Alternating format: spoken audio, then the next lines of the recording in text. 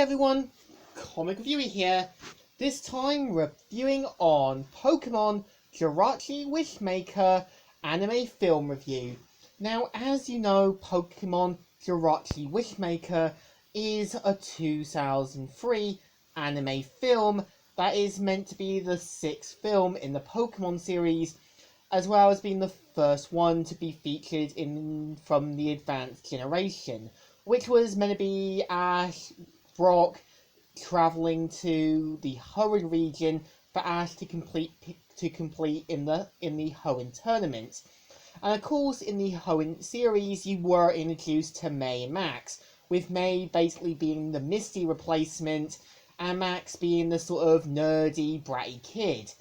And the premise of the film is meant to feature how Ash, May, Brock, and Max head to a special carnival to where the Millennium Comet is going to be, where it passes after 1,000 years. And of course, we see how Max is drawn into a Pokemon called Jirachi, who is a mystical Pokemon that can grant wishes. And of course, when we see Max and Jirachi together, it's more like we get to see how Max bonds with Jirachi, and we kind of see how there's more truth about Jirachi's power than there is. And of course, it's kind of obvious to who the villain's gonna be.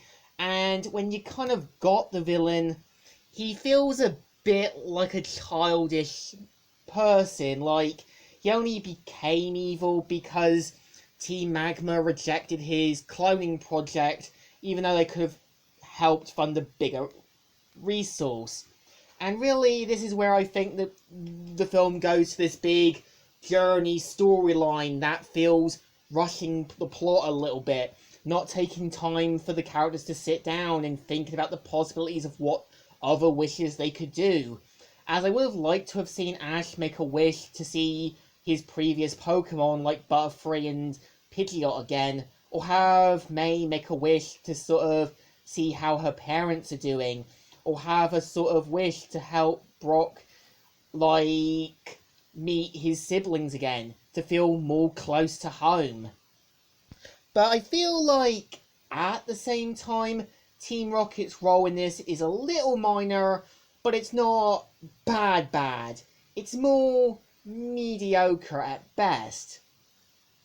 And I would also say as well, what's surprising enough, is when you've got the feature song playing in both the English and Japanese version, it sounds a bit like The Lion King. And I do admit the person who sings it, Asakura Hayasami, actually does a decent job. It gives this Lion King, but kind of gentle melody to it.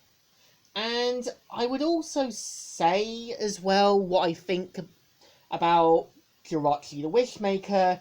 It's a bit like mixing the Disney film Aladdin, but also having it kind of like a bit like the movie Abominable, where we see the character's journey from somewhere to return something back. We see how a character can grant wishes.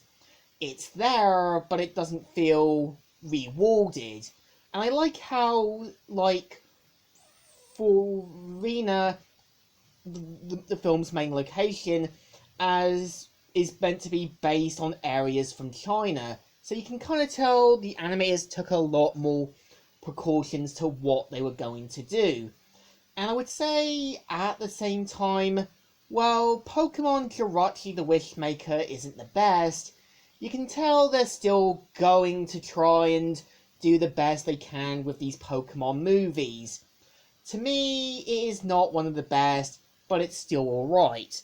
So once again, I think it deserves a thumbs in the middle. Kind of okay, but kind of okay.